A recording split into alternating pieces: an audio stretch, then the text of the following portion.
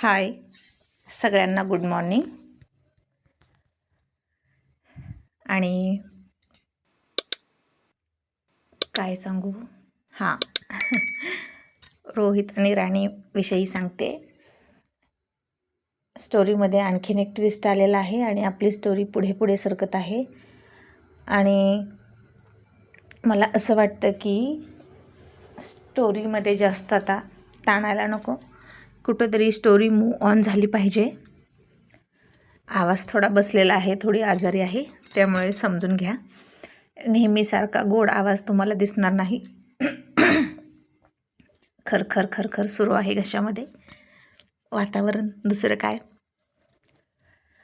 आणि पाऊस आहे अजून आमच्याकडे, येतोय. गावाकडे मात्र काहीच पाऊस नाही आहे. बहुतेक यावर्षी दुष्काळ पडतो की काही काय माहीत. असो, तर त्या निसर्गाच्या हातात आहे, ते तो करेलच. आणि आपण काय म्हणूया, तर स्टोरीविषयी सांगत होते. बाकी आधी मला सांगा, तुम्ही सगळे कसे आहात? तुम्ही नेहमी माझ्या तब्येतीची चौकशी करता, मग तुम्ही कसे आहात ते मला कमेंट करून नक्की सांगा. आणि स्टोरीमध्ये आता रोहित राणीचा घटस्फोट आहे आणि यानंतर बरेच काही थरारक ट्विस्ट येणार आहेत. कारण आता काय झालं आहे, प्रतिलिपीवर मी एका स्पर्धेमध्ये ही स्टोरी लिहिते. सीझन 3 रोहित राणीचा. आपल्याला जरी इकडे यूट्यूबवर जरी दिसत असेल ना सलग 220वा आज भाग, तर इकडे यूट्यूबवर मी त्याचे छोटे छोटे प्रतिलिपीवर मी त्याचे छोटे छोटे पार्ट करून 3 सीझन तयार केले. तिकडं गरज असते म्हणून. तर आता तिकडे सीझन 3 संपवणार आहे.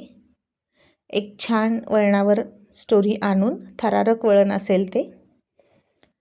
आणि सगळ्यांनाच आता रोहित कुमारांचा खूप खूप राग येणार आहे, मान्य आहे. पण आता ही राजकारणी मंडळी असतातच अशी जे खूप शिव्या खातात, आहे की नाही. मग तो कितीही हँडसम असला तरीसुद्धा राजकारणी तो राजकारणी. त्याला ना माणसांच्या मनाची किंमत नसते. त्याला एक वेगळंच काहीतरी दिसत असतं आणि म्हणूनच ते अशा राजकारणात तग धरून राहिलेले असतात. ऐऱ्यागऱ्याचं काम नसतं आणि त्याचा परिणाम फॅमिलीवर सुद्धा होत असतो. सध्या तेच सुरू आहे. आणि राणाविषयी म्हणत असाल तर तुम्हालाही वाईट वाटते आणि मलाही वाईट वाटते. त्या बिचाऱ्या मुलाची फरफट ही होणारच आहे, जशी सगळ्या मुलांची होते तशी. घरामध्ये ना तुम्हाला सांगू, आम्हा दोघांची जरी भांडण सुरू झालं ना तरी माझ्या छोट्याची फरफट होते हो. त्याला आईची बाजू घ्यावी की बाबांची बाजू घ्यावी हेच कळत नाही. दोघांना शांत करण्याचा प्रयत्न लेकरू करत असतं. आणि कारण त्याला माहीत आहे आईबाबांचं भांडण बोलत बोलत बोलत फार हाय लेवलला जातं. खूप टोकाचं भांडण लागतं मग आमचं, असं आहे. त्याच्यामुळे त्याचीही फरफट होते. आणि मी नाही असं म्हणू शकत किंवा आज सल्ला नाही देऊ शकत की बायानो भांडत जाऊ नका नवऱ्याला. भांडणं हा तर आपला जन्मसिद्ध हक्क आहे. कारण समोरच्याला पण तेवढं कळलं पाहिजे ना, बरोबर आहे की नाही. कारण समोरचा जो व्यक्ती असतो, नवरा नावाचा साप जो असतो उश्याचा, तो आपल्याला कशावेळी काय तारे दाखवेल, मग त्यावरून आपण पण त्याच्याशी कसं भांडू हे डिपेंड असतं. मी तर सोडत नाही असं. कारण आता माझी पात्र अशी आहेत म्हटल्यावर मी पण तशीच आहे, तुमच्या लक्षात आलं असेल. कारण आपण जे जगतो तेच सगळं उतरत असतं. थोडाफार चेंज असतो, थोडेफार संवाद पण आहे. टीट फॉर टॅटच सगळीकडे तुम्हाला बघायला मिळेल, कारण घरात तेच असतं आमच्या. तर हां, आणखीन एक गोष्ट शेअर करायची होती की मला आता ऑफिसवाला लव बंद करायची आहे आणि पुढे स्टोरी न्यायची आहे, मुलं मोठी करायची आहेत. तर बघू. आणि तिथं मग नंतर मी अर्जुन सरांच्या वयाचा कधीच उल्लेख करणार नाही कारण ते म्हातारे असतील. असो. आणि आणखीन एका ताईंनी विचारलं होतं की किंवा आणखीन बऱ्याच जणींच्या घरात हा प्रॉब्लेम असू शकतो का बघा, की आपण मुलांना वळण लावायला जातो, पण आजी आजोबा आणि जर जॉईंट फॅमिली असेल तर घरातले इतर लोक मुलांचे लाड करतात. त्यामुळे मुलं आपलं ऐकत नाहीत आणि आपण मुलांच्या नजरेत व्हिलन होतो आणि ती आई हतबल झालेली असते. आता आजी आजोबाच कशाला, घरात जर आई स्ट्रिक्ट असेल, आई वळण लावायला बघत असेल आणि वडील लाड करत असतील तरीही मुलं वाया जाण्याचे चान्सेस असतात. आणि वडील स्ट्रिक्ट असतील आणि आई मुलांची बाजू घेत असेल तरीही वाया जाण्याचे चान्सेस असतात. तर अशावेळी काय केलं पाहिजे? पण सगळा दोष, मुलं बिघडल्यावर सगळा दोष कोणावर येतो? तर फक्त आणि फक्त आईवर. कारण तिनंच सगळ्यांचा ठेका घेतला आहे ना संस्कार करण्याचा. मग ती जॉब करणारी असली तरी बायका काय म्हणतात किंवा पाहुणेरावळे काय म्हणतात? अगं बाई, काय पेटवायचं आहे वय त्या पैशाला, मुलांकडे लक्ष द्यावं. कारण तर स्वतः घरात असतात ना, असं म्हणतात. काय पेटवायचं आहे वय त्या पैशाला, मुलांकडे लक्ष द्यावं असं म्हणायचं. आणि घरात असली तरी म्हणणार, घरात तर बसून नसते, हिला काही कळत नाही वे पोरांवर लक्ष द्यायला. म्हणजे समाज चहूबाजूंनी बोलत असतो. त्याच्यामुळे साम दाम दंड भेद वापरून चाणक्य नीतीने प्रसंगी शत्रुत्वसुद्धा घ्यावं लागतं मुलांसोबत. आता रात्रीचाच प्रसंग, मी छोट्याला सगळ्यांमध्ये फटका दिला. आम्हाला बोलवलं होतं आमच्या रॉयल लेडीजने जेवायला, काल पुरणपोळ्या त्यांच्या सवाष्णी होत्या. मग आम्ही सगळेच आलो होतो, रॉयल बॉयज रॉयल गर्ल्स एकत्र आलो होतो. आणि त्याचं काय झालं, तो सतत मोबाईल घ्यायचा, ऐकतच नाही. आणि बाबा जेवताना बाबांनी हिरव्या मिरचीचं खाल्लं म्हणून तो गेला त्यांना चेक करायला पोट जेवताना. मला वाटलं मोबाईलच चेक करतो आहे खिशातला, म्हणून मी फटका दिला सगळ्यांसमोर. त्याला खूप राग आला. मी त्याला आणखीन फटकवला, आवाज बंद होईपर्यंत फटकवला. आणि मग त्याचे एक रॉयल अंकल त्याला बाहेर घेऊन गेले समजवायला. आणि त्या दोघांचं पटतं. आणि त्या रॉयल अंकलच्या कुत्र्याचं नाव आहे कोक्या आणि याला म्हणतात बोक्या. ते कुत्रा आणि हा भाऊ आहेत म्हणून खूप छान आहेत सगळे. तर त्या बोक्याला घेऊन ते बाहेर गेले आणि मग समजवलं असेल आणि झालं की 5च मिनिटांनी, म्हणजे काय समजवलं वगैरे मला माहीत नाही, पण मी एक 15 मिनिटांनी पुन्हा गेले पिल्लू करत, की पिल्लू लगेच आलं. आमचं छोटं पिल्लू लगेच आलं, मिठीत आलं आणि लगेच दुसऱ्या चिडवायला लागल्या, अगो बाई मगाशीच तर आईनं मारलं होतं, पिल्लू लगेच चिकटलं होय आईला, बघा आता पप्पीसुद्धा घेईल. तर पिल्लूनं लगेच गालावर पप्पी पण घेतली. दुसरी एक रॉयल लेडीज म्हणली आली, अरे बाई किती भारी पिल्लू आहे तुमचं, रुसतं पण लगेच आणि हसतं पण लगेच, बघा हां आता मिठी मारेल. त्यानं मला मिठीही मारली. म्हणजे हे असं असतं, मुलं माझी जास्त मनावर घेत नाहीत, लगेच नॉर्मल होतात. म्हणजे माझ्यासारखाच आहे तो, लगेच नॉर्मल झाला तो. म्हणजे आईनं दिलेला त्यावेळेचा इतक्या माणसांमधला फटका आपल्या चांगल्यासाठी होता हे त्याला कळलं. आणि रात्री तो तिथेच झोपला आहे आणि आम्ही दोघं निघून आलो घरी. पण नाही काही करता आलं, कारण सध्या शिवलीलामृत आहे आणि अर्जुनरावांकडे गेली पाठ आणि म्हणलं झोपा गुपचूप शांत. नो मस्ती. सोमवारपासूनच शिवलीलामृत लावला आहे 3 दिवसाचा. म्हटलं एवढ्या बिझी शेड्यूलमधून पूर्ण 21 दिवसाचा कंटिन्यू नाही होणार, 3 दिवसाचा करणार आहे. आणि आज उद्यापन आहे 3 दिवसाच्या ग्रंथाचं. आणि उद्या आणि परवा स्टोरीचं कसं होईल मला खरंच माहीत नाही, कारण मी सुद्धा राखी पौर्णिमेला निघालेले आहे, पुण्याला निघालेले आहे माझ्या छोट्या बंधुरायाकडे. आणि पुणेवाली भाऊजाईचा फोन आला होता आणि आज मुंबईवाल्या भाऊजाईचा फोन येणार नक्की, की आमच्याकडे पण या. बघू आता कसं होईल तसं होईल. पण असो, तुमचं काय प्लॅनिंग आहे ते मला नक्की सांगा रक्षाबंधनचं.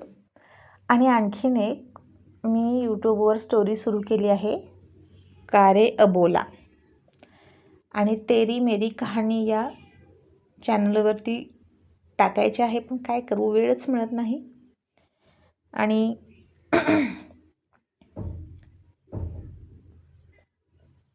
ती स्टोरीसुद्धा स्पर्धेसाठीच आहे. आणखीन त्या चॅनलवर मी इकडचा कधीतरी आठवड्यातून एकदा किंवा दोनदा रोहित राणेचा एपिसोड टाकते. तर काही जणी वाचतात आणि कमेंट करतात की ताई तुम्ही डबल हा टाकला एपिसोड. अरे पण थोडंसं डोकं लावा, समजून घ्या की मी ते कशासाठी केले. तो चॅनल ॲक्टिव्ह राहावा म्हणून एखादा टाकते. तो काय तुम्हाला बघण्यासाठी किंवा तुम्ही डबल वाचावा असा माझा हट्ट नाही आहे. तुम्ही इकडच्याच चॅनलवर कंटिन्यू करताय ना, तर इकडं कंटिन्यू करा ना. तिकडच्या चॅनलवर आहात तर असू द्या, पण फक्त मी चॅनल कंटिन्यू राहावा, ॲक्टिव्ह राहावा म्हणून टाकत असते डबल. कारण नंतर दुसरं काहीतरी लिहून टाकणं मला शक्यच नाही आहे माझ्या बिझी शेड्यूलमधून, म्हणून टाकत आहे. आणि हां, बाकी सांगत होते काय, त्या आजी आजोबांची लुडबुड मध्येच राहिलं. तर प्रसंगी तुम्हाला इतरांशी सुद्धा शत्रुत्व घ्यावं लागेल. आमच्या सासूबाई पण तशाच करायच्या. त्यानं भाजी नाही खाल्ली आणि हट्ट केला की काहीतरी बनवून द्यायला बघायच्या. आणि आपण सांगतो ना नाही भाजीच खायची, तर ते हट्ट करणार आणि सासूबाई लगेच पुढे करणार. मी सासूबाईला निक्षून सांगितलं की आई तुम्ही पुढे करू नका, तुम्ही तुमच्या मुलासाठी पुढे करा. माझ्या मुलांसाठी मी आहे सक्षम. बरोबर आहे की नाही.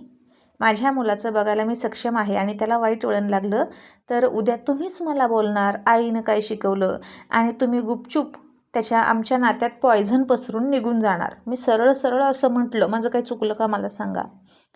मी असंच म्हटलं की तुम्ही आमच्या मायलेकराच्या नात्यात विष पसरवताय. 2 दिवस तो इथं येतोय, तुम्ही त्याचं लाड कराल आणि नंतर मला ते भोगायला येईल. तो तिकडे मला तसा आधीच तो खाण्याच्या बाबतीत थोडासा लाडकापणा करतो. सगळे सारखे नसतात, हेच नको तेच नको. मग मी नाही, मला त्रास होतोय ना, मी बनवले तेच खायचं. मला काही इतका वेळ नसतो तुमचे चोचले पुरवायला. तर या लगेच लाड करणार आणि लगेच दुसरं काहीतरी बनवणार. आणि लेकरू मागतंय तर अरे तुम्हाला कामच काय आहे लेकरू मागते तर द्यायला, तुम्ही तेवढ्याच कामावर आहात. मग म्हटलं चला ना कोल्हापूरला आणि द्या करून दररोज काय असेल ते, मी नाही काय बोलणार. पण इथं 2 दिवसासाठी नाटकं नाही करायची आणि लय प्रेम नाही दाखवायचं.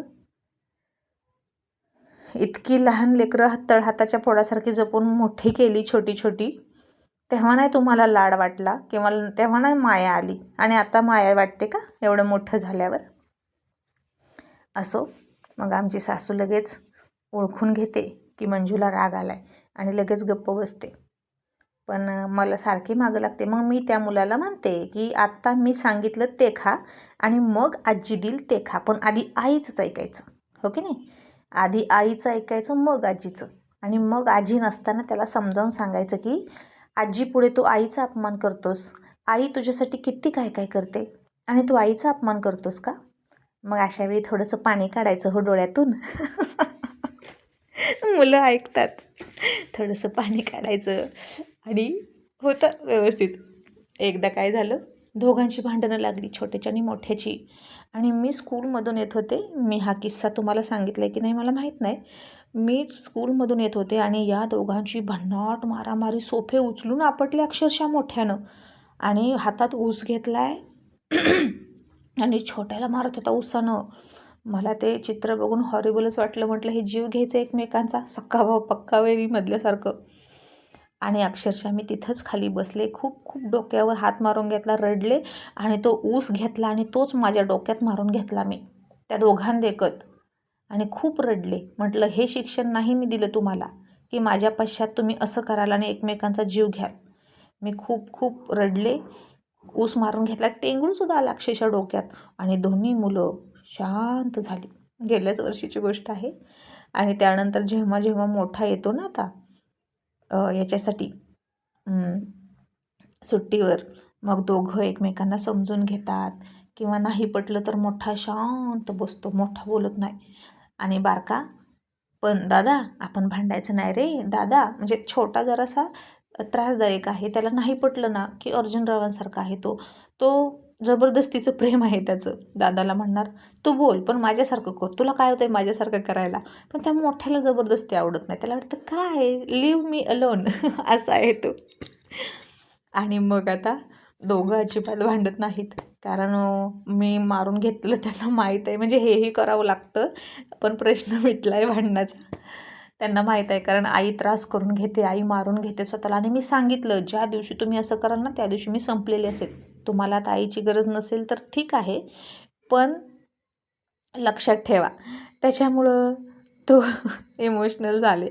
आणि आपली मुलंसुद्धा कणखर तर बनवायची बाहेरच्यांसाठी आणि घरातल्यांसाठी इमोशनल आपणच बनवायची.